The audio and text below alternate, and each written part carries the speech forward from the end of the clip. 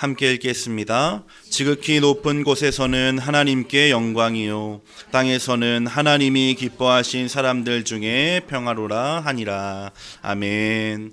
할렐루야. 수요예배에 나오신 성도님들을 환영하고 축복합니다. 지난밤부터 흰 눈이 아주 소복하게 내린 수요일입니다. 외출하실 때 또 교회 오고 가실 때 넘어지지 않도록 조심하시기를 바랍니다. 이렇게 이 눈이 내린다라고 하는 것은 민간인들에게는 아름다움이고 겨울의 상징입니다. 그러나 지금도 우리나라를 지켜주고 있는 국군 장병들은 이 눈을 이렇게 말한다고 합니다. 하늘에서 내리는 쓰레기. 동일한 상황, 또 동일한 것이라 할지라도 이렇게 사람들마다 느끼고 생각하는 것이 다르다라고 하는 것입니다. 그러나 이것은 다만 눈에만 국한되는 것이 아니겠지요. 우리가 살아가는 일상들이 실제로 그런 것만 같습니다. 누군가에게 행복한 일이 누군가에게 불행이 되기도 합니다. 누군가는 너무나 만족하는 그것이 누군가에게는 용납할 수 없는 일이 되기도 합니다. 예수님의 탄생도 이와 비슷하다는 생각이 듭니다. 나를 구원하시기 위해, 또 우리와 온 인류를 구원하시기 위해 이 땅에 오신 성탄과 성육신, 이 사건은 세상의 그 무엇과도 비교할 수 없는 최고의 기쁨이며 축제입니다. 그래서 이렇게 연말이 되면 각종 조명과 장식과 흘러나오는 캐롤의 음악 소리들이 이 온 땅을 가득히 채우는 것입니다.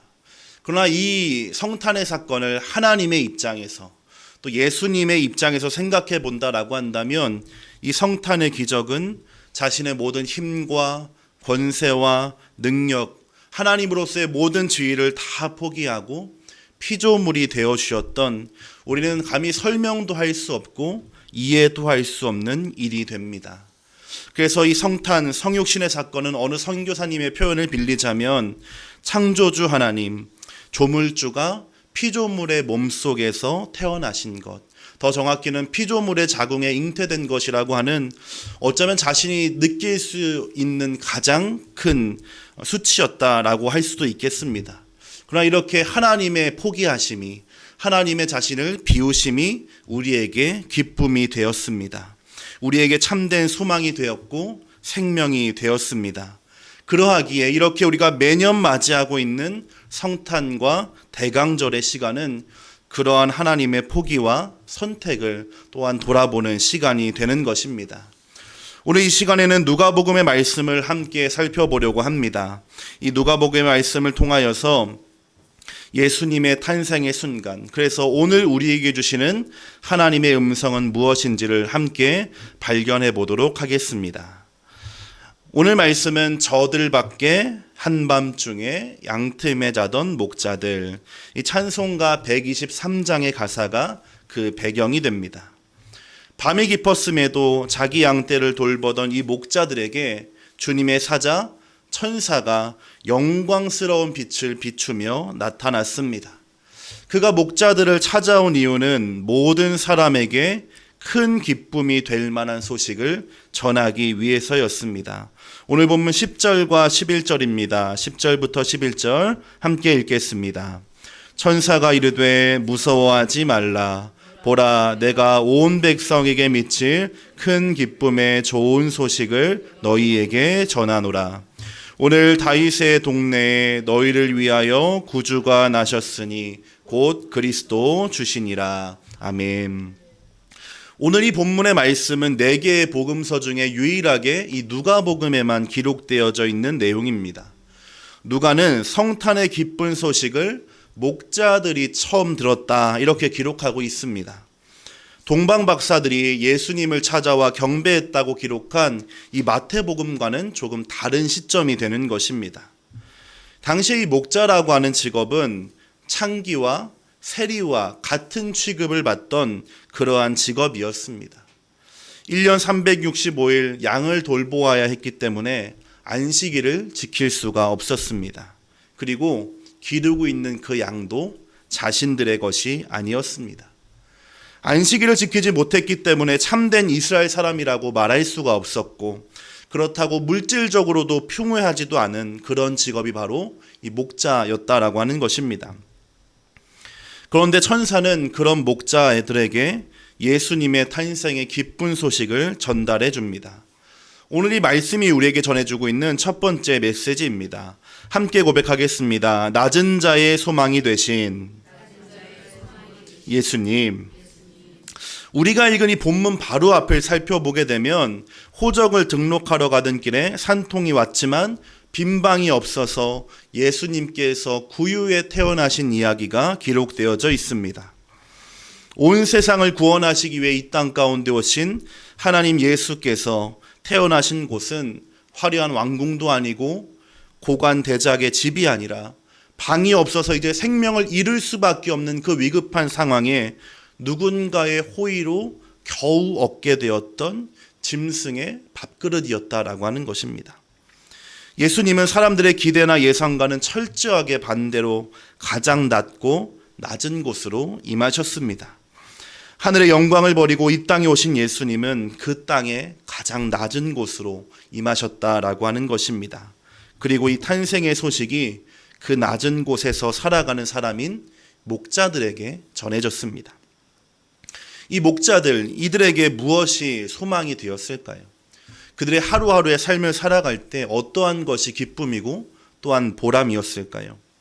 수고하고 그 누구보다 고생하지만 수고의 열매는 내가 가질 수 없는 그러한 인생, 안식일을 지킬 수 없어서 반쪽짜리일 뿐인 하나님의 백성인 그들의 삶은 말 그대로 하루를 벌어서 하루를 살아가는 그러한 삶의 연속이었을 것입니다. 그러하기 때문에 이 그리스도의 탄생의 소식은 그들에게 들려져야 마땅했습니다. 온 세상의 구주, 또 진정한 소망이신 그리스도께서 이 구유에 태어나셨기 때문입니다. 예수님이 왕궁이나 또 저택에서 태어나셨다면 금세 유명해질 수는 있었을지 모르겠습니다. 그러나 이 복음의 기쁜 소식은 그곳에서 살 수 있는 사람들, 그들의 전유물이 되었을 것입니다. 그러나 예수님이 가장 낮은 곳에 태어나셨기 때문에 그 누구보다 소망이 필요한 사람들, 그 누구보다 구세주의 오심을 바라던 사람들에게 복음, 큰 기쁨의 소식이 된 것입니다.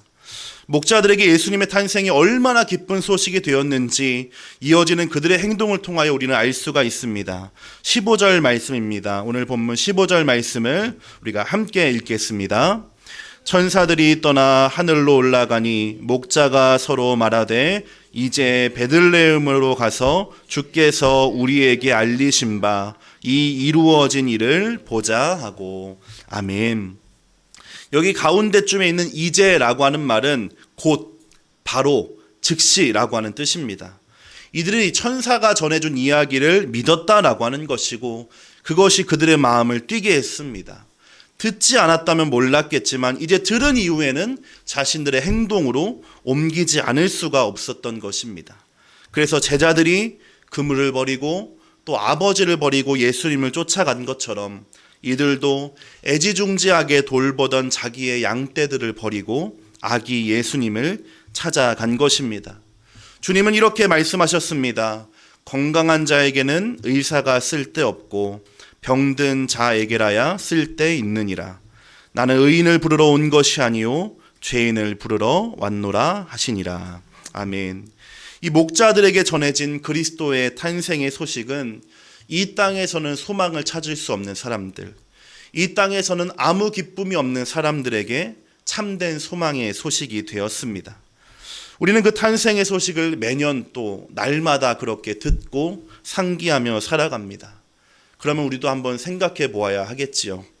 우리에게도 성탄이 이처럼 기쁜 소식인가? 우리의 삶이 점점 윤택해 가면 윤택해져 갈수록 우리의 소망의 거리가 많아지면 많아질수록 이 땅의 유일한 소망 되신 예수님에 대한 그 기대함과 믿음은 점점 흐려져 가는 것만 같습니다.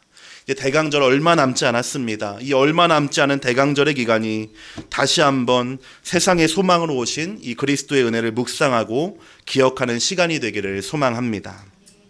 우리 다시 한번 말씀으로 돌아가서 성경을 보도록 하겠습니다. 8절 말씀입니다. 8절을 보시게 되면 이렇게 되어 있습니다. 그 지역의 목자들이 밤에 밖에서. 예수님이 태어나셨던 그 장소와 시간을 얘기하고 있습니다. 베들레헴의 근처에 있던 그 목자들이 늦은 밤에도 양들을 돌보고 있었습니다. 일교차가 심한 중동 지역에서 밤이라고 하는 시간은 어두운 시간일 뿐만 아니라 죽음의 시간입니다. 모닥불이 없고 겉옷이 없다면 영하로 내려가는 날씨에 생명을 잃게 되기 때문입니다. 그래서 율법에도 이 겉옷을 가져가는 것을 금하는 것이 단순히 몸을 가리는 용도가 아니라 이 생명을 지키는 용도였기 때문입니다. 이러한 밤이라고 하는 시간은 목자들이 날마다 보내야 했던 그러한 시간이었습니다. 이날도 마찬가지였습니다. 어제와 동일하게, 그제와 동일하게 목자들은 자신들이 하던 일, 자신들에게 맡겨진 그 일을 하고 있었습니다. 특별한 것은 하나도 없었던 아주 그러한 날이었다는 것입니다. 그런 그날에 천사가 찾아와서 하나님의 말씀을 전해줍니다. 그 순간에 그날이 특별한 날로 변하기 시작합니다. 예수님이 바다에서 그물을 던지고 있던 제자들을 부르시던 날도 이렇게 평범한 날이었습니다. 어부였던 그들은 당연하게 그물을 깁고 던지고 있었습니다. 그런데 예수님이 찾아오셔서 사람을 낚는 어부가 되게 하겠다라는 사명을 주시고 제자로 불러주셨던 것입니다.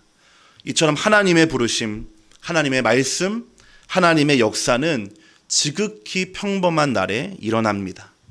그래서 제가 좋아하는 성경의 단어 중에 하나가 바로 어느 날이라고 하는 단어입니다. 그날은 특별한 그날이 아닙니다.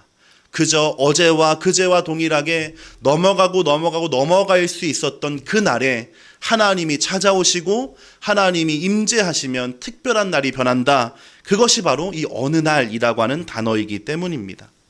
다르게 말하게 되면 반복되어가는 우리의 하루하루를 성실하게 살아가는 사람에게 하나님의 은혜가 임한다는 뜻이 되겠습니다. 피곤하다고 양을 돌보지 않았다면, 귀찮다고 그날 그물을 던지고 있지 않았다면, 그런 사람들에게는 이 큰 기쁨의 소식과 제자로의 부르심은 주어질 수 없었을 것입니다. 그러나 중요해 보이지 않아도 내가 눈을 감고 할 수 있을 정도로 아주 익숙하고 당연한 일이라 할지라도 이렇게 반복되는 시간들을 귀하게 여기고 최선을 다했기 때문에 목자들에게, 제자들에게 하나님의 음성과 계획이 전해지게 된 줄로 믿습니다. 우리 성도 여러분, 하나님의 기적과 역사, 또 기도 응답과도 같은 특별한 일은 특별한 날에, 특별한 믿음에, 특별한 강사가 있어야만 일어나는 것이 아닙니다. 우리가 지금 예배하는 오늘처럼 그저 스쳐 지나갈 법한 1년에 52번이나 반복되는 이러한 평범한 날들이 모이고 쌓인 그 위에 하나님의 은혜가 임하게 되면 그날이 평생에 잊을 수 없는 시간이 된다라고 하는 것입니다. 그러니 이렇게 예배의 자리를 지키시는 여러분, 또 특별히 이른 새벽에 기도의 시간을 지키시는 여러분은 참 좋은 선택을 날마다 하고 계신 것입니다. 우리의 평범한 날을 특별하게 바꾸어 주시는 하나님을 기대하시기 바랍니다. 그러한 믿음으로 우리에게 매일 주어진 삶을 최선을 다해 살아갈 때에 우리 성도님들의 삶에도 이렇게 큰 기쁨의 소식이 전해지게 될 줄로 믿습니다. 이런 평범한 날에 천사가 목자들에게 전해준 소식은 구세주가 탄생하셨다라는 것이었습니다. 그런데 그 아기가 강보, 그 포대기에 쌓여 있다는 것이 천사가 전해준 소식이었습니다. 포대기에 쌓여져 있는 아기, 세상의 구원자라고 하기에는 참으로 초라한 모습입니다. 그러나 천사의 말을 듣고 또 믿고 달려간 목자들은 바로 그 장면, 그 모습을 볼 수가 있었습니다. 그래서 오히려 그것이 그들에게 무엇보다 확실한 증표가 되었습니다. 이분이 그토록 기다리던 바로 그분이구나. 왜냐하면 이렇게 어린 아기가 구유에 포대기에 쌓여 있는 것은 결코 있을 수 없는 일이었기 때문입니다. 그래서 목자들은 자신들이 보고 듣고 경험한 일을 말할 수밖에 없었습니다. 예수의 부모에게 자신들이 천사에게 들은 소식을 전했고 오가는 길에 만나는 모든 사람들에게 지금까지 자신들이 경험한 일을 말 안 날 때마다 전했습니다. 이들이 바로 최초의 복음 전도자, 이렇게 우리가 볼 수도 있는 것입니다. 어떤 사람이 복음을 전도할 수 있습니까? 어떤 사람이 큰 기쁨을 누군가에게 소개할 수 있겠습니까?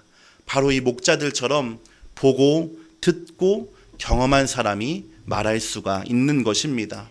내가 본 것이 있어야, 내가 경험한 것이 있어야, 내가 직접 확인한 증거가 있어야지 누군가에게 확실하게 말하지 않겠습니까? 우리가 어느 음식점을 소개할지라도 가보지 않은 거 말할 수 없습니다. 그런데 가보니 참 맛있었더라, 참 그 장소가 좋았기 때문에 나의 소중한 사람들에게 전해줄 수 있는 것처럼 이 참 큰 기쁨의 소식 또한 우리가 더욱더 깊이 경험하고 깨달을수록 확실하게 전할 수가 있는 것입니다. 오늘 이 시간표를 다시 한번 앞쪽으로 돌려서 보도록 하겠습니다. 이 시간을 돌려서 앞을 보게 되면 이들이 천사들에게 이 큰 기쁨의 소식을 듣는 그 순간에 호련히 천군과 천사가 나타났다라고 성경은 기록하고 있습니다. 천군과 천사 나타나서 한 행동은 하나님을 찬송한 것이었습니다. 그리고 오늘 14절의 말씀이 그들의 찬양의 내용을 우리에게 종합하여 전해주고 있습니다. 본문 14절 말씀을 함께 읽겠습니다. 지극히 높은 곳에서는 하나님께 영광이요. 아멘. 성탄이면 참 자주 듣는 본문이 사실은 오늘 말씀들입니다. 그래서 이전까지도 이 말씀들을 많이 들었었고 많이 고민하고 생각해 보기도 했습니다. 그러나 오늘 이 말씀을 다시 한번 준비하며 그저 정해진 표어처럼 머릿속에 있었던 하나님께 영광, 땅에는 평화라고 하는 이 구절을 다시 한번 생각해 보게 되었습니다. 왜 이날에 천사와 목자들의 만남이, 또 천사가 그들에게 전해준 소식이 하나님께 영광이 되었을까? 이 땅에 살아가는 우리에게 예수 그리스도의 탄생의 소식은 평화의 소식임은 우리가 너무나 쉽게 이해할 수가 있습니다. 왜냐하면 예수께서 이 땅에 오심으로 말미암아 하나님과 우리의 사이에 있었던 관계가 화해되고 회복되었기 때문입니다. 또한 사람과 사람과의 사이도 이 하나님의 은혜로 말미암아 회복되는 것, 평화입니다.